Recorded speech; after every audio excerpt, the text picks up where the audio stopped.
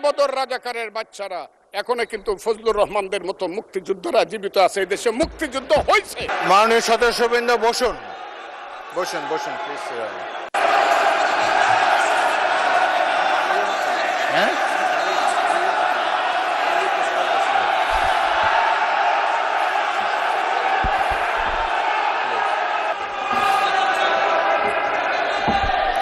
বসুন মাননীয় সদস্যবৃন্দ বসুন।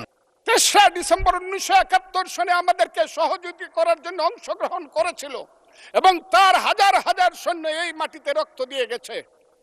এবং যে ইন্ডিয়া আমাদের দেশের স্বাধীনতার জন্য বঙ্গোপসাগরে যে 7ম নৌবহর এসেছিল, আমেরিকার বিশ্বযুদ্ধের রিস্ক নিয়েছিল, আমাদের জন্য সোভিয়েত ইউনিয়ন বদস তিনটা ভেটো দিয়েছিল। তা না হলে আমাদের দেশ স্বাধীন হতো কিনা সন্দেহ ছিল। সেই মুক্তিযুদ্ধের সঙ্গে যখন 1 মাসের গণ আন্দোলনকে তুলনা করা হয়, তখন মুক্তিযুদ্ধকে ছোট করা হয়। আমি মনে মনে ভাবি হয়তোবা আমি মরে গেলেই ভালো হতো। আমি আজকে আপনাদের কাছে প্রশ্ন রাখতে চাই, 5ই আগস্টের পরে কি হলো? আমাকে একটু 5ই আগস্টের পরে কি হলো আপনারা জানেন। এইখানে ইউনূস সরকার ছিল, আমি শিল্পকলার সামনে থাকি। একটা গান হইতে পারে নাই, একটা নাটক হইতে পারে নাই, একটা লালনের গীতি হইতে পারে নাই, একটা বাউল গান হইতে পারে নাই। সব কিছু কালো শক্তি ধ্বংস করে দিয়েছিল। তারা বলেছিল কোন মুক্তিযুদ্ধ হয় নাই, 47-এর যুদ্ধ হয়েছে, আর 24-এর যুদ্ধ হয়েছে, আর 71-এ গন্ডগোল হয়েছে।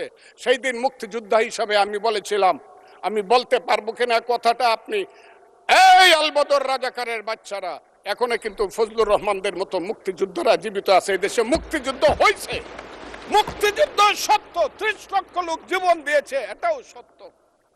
এই যুদ্ধের মধ্য দিয়েই আমরা সেদিন তাদের সঙ্গে যুদ্ধ করেছি। আমার বাড়ির সামনে মব হয়েছে আমাকে হত্যা করার জন্য। সেদিন আমি আজকের পুলিশকে ধন্যবাদ দিলাম, আজকের মিলিটারিকে ধন্যবাদ দিব। 10 মিনিটের মধ্যে আমার বাড়ির সামনে তারা গিয়ে উপস্থিত হয়েছে আমাকে বাঁচানোর জন্য। অনেক চক্রান্তের মধ্য দিয়ে ইলেকশন হয়েছে। সেই ইলেকশনে তারা কি করেছে, আজকে যারা আমার ডান দিকে বসে আছে তারা কি করেছে, একদিন তো আমরা ভাই ছিলাম নাকি? তারা যা করেছে সেটা কল্পনা করার মতো না। যত চক্রান্ত করেছে, সেই চক্রান্তের ভিতর দিয়ে যখন তারা প্রচার করতে শুরু করলো তারা বাংলায় 2/3 মেজরিটি পেয়ে তারা পাস করবে, আমি হতবাগা ফজলুর রহমান বলেছিলাম জামাত জোট যদি মেজরিটি পায় তাহলে আমি বিষ খাবো। এই কথাটা আমি বলেছিলাম, আমি বিষ খাবো। হ্যাঁ, কথাটা সত্য, আমি বলে যাচ্ছি।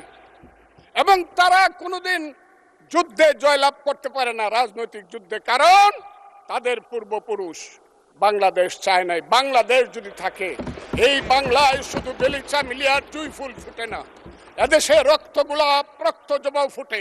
এদেশের জঙ্গলে শুধু কোকিল ডাকে না, এদেশের জঙ্গলে রয়্যাল বেঙ্গল টাইগারও থাকে। যতদিন রয়্যাল বেঙ্গল টাইগার থাকবে, মুক্তিযোদ্ধা জিতবে, রাজাকার কোনোদিন এদেশে জয় লাভ করতে পারবে না। আমি চ্যালেঞ্জ করে বলে গেলাম। আমি আজকে আপনাদের সামনে আরো কিছু বলতাম, কিন্তু আমি টাইমটা দেখতে চাই, আরেকটা কথা বলতে চাই।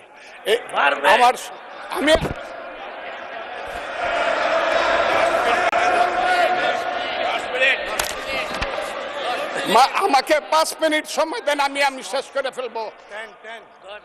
আমি আজকে আপনার সামনে শুধু বলতে এসেছি। মাননীয় সদস্য, আরো 3 মিনিট দেওয়া হলো আপনাকে। আমি বলতে এসেছি, হ্যাঁ, আমার বক্তব্যের পরে বলবে আমরা কি মুক্তিযুদ্ধ করি নাই। যেমন বিরোধী দলের নেতা বলেন, ওনাকে আমি অসম্মান করি না, সব সময় মাননীয় বলে কথা বলি, কিন্তু উনার দলের লোকজন এখানে বসে আছে, তারা আমাকে ফজা পাগলা বলে কথা বলে। উনি একদিন এটা বলে তারা নাকি সভ্য, তারা নাকি ইসলাম। এবং উনি যে বলতেছে, ওই দিন বললো যে আমার দাড়ি পাকা, আমার চোখের সমস্ত পাকা। উনি আমার চেয়ে 10 বছরের ছোট, আমার বয়স 78 বছর, আমি 48 সনে জন্মগ্রহণ করেছি, উনি 58 সনে জন্মগ্রহণ করেছে। কথাটা সত্য না মিথ্যা? মাননীয় সদস্য, আমি ওনাকে, আপনাকে কেউ এই ধরনের উক্তি করেছে আপনার সম্বন্ধে? এরকম তো সংসদে কেউ বলে নাই তো। না, বলছি করেছে। আপনি কেন নিজে টেনে? করেছে আছে এখানে উপস্থিত। আমি আজকে আপনাকে বলতে চাই, বলতে থাকেন, আপনি বলতে থাকেন। আচ্ছা, আমি যে কথাটা বলতে চেয়েছিলাম, বিরোধী দলের নেতা বলেছেন উনি মুক্তিযোদ্ধা পরিবারের লোক এবং উনি শহীদ পরিবারের লোক। এবং উনি জামাত ইসলাম করেন, এটা ডাবল অপরাধ। মুক্তিযোদ্ধা পরিবারের লোক কেউ জামাত করতে পারে না। আর শহীদ পরিবারের লোক, মাননীয় সদস্যবৃন্দ ওনাকে বলতে দেন।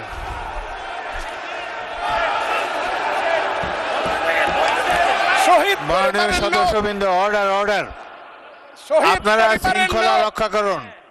মাননীয় সদস্যবৃন্দ, সংসদে শৃঙ্খলা রক্ষা করুন।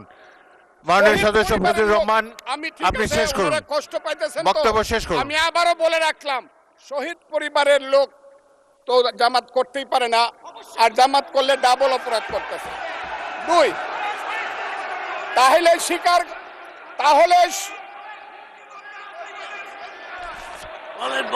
আমি আপনাদেরকে বলি, মাননীয় সদস্যবৃন্দ, আমি আমি এক সেকেন্ড মাননীয় সদস্য ফজলুর রহমান, বসেন।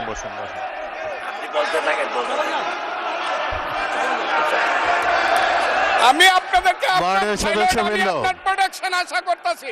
মাননীয় সদস্যবৃন্দ বসুন, কিন্তু আমার গলা সংসদে শৃঙ্খলা রক্ষা করুন। ওনার গলা, আমি কিন্তু ওনাদেরকে খারাপ কিছু বলি নাই। বসেন।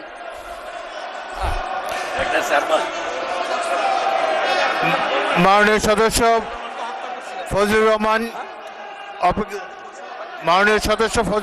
আপনি একটু অপেক্ষা করুন। মাননীয় সদস্যবৃন্দ, আমি Kazi Nazrul Islam, please sit down. আমি বলছি, এই যে দেখেন, তারা বসুন।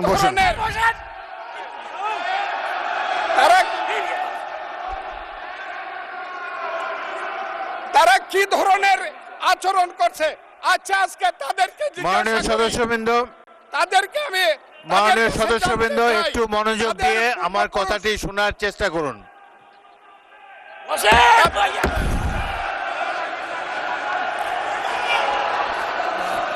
মাননীয় সদস্যবৃন্দ, গাজী নজরুল ইসলাম বসুন। আমি আজকে বসুন, এই স্পিকারের কথা শোনার চেষ্টা করুন। মাননীয় সদস্যবৃন্দ, একটা কথা আপনারা মনোযোগ দিয়ে শুনেন।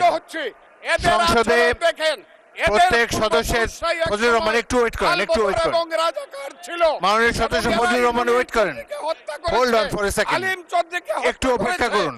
আমাদের নেতা জিয়াউর রহমানকে পাইলো এরা হত্যা করতো 16 ডিসেম্বরের আগে। মাননীয় সদস্য ফজলুর রহমান অপেক্ষা করুন। আমার শেষ, আমাকে হোল্ড অন ফর 2 মিনিটস। দেখেন, ডিস্টার্ব, আমি আর তাদেরকে বল। মাননীয় সদস্যবৃন্দ, এটি বাংলাদেশের জাতীয় সংসদ। এখানে প্রত্যেকেই নির্বাচিত হয়ে এসেছেন। প্রত্যেকেরই এখানে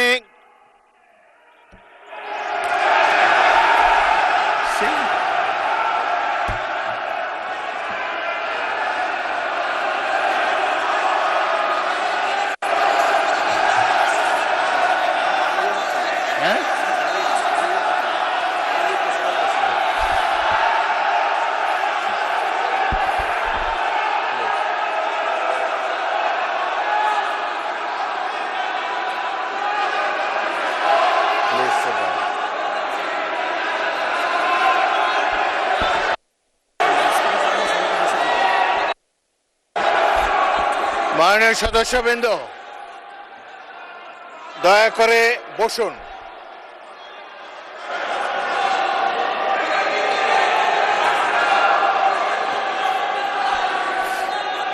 মাননীয় সদস্যবৃন্দ বসুন প্লিজ।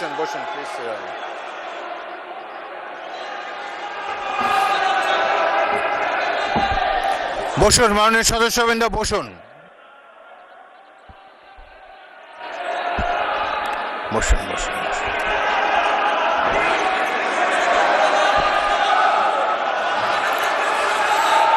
মাননীয় সদস্যবৃন্দ, মাননীয় বিরোধী দলের নেতা, আমি বলি তারপরে আপনি বলেন। মাননীয় সদস্যবৃন্দ, এটি আপনারা সবাই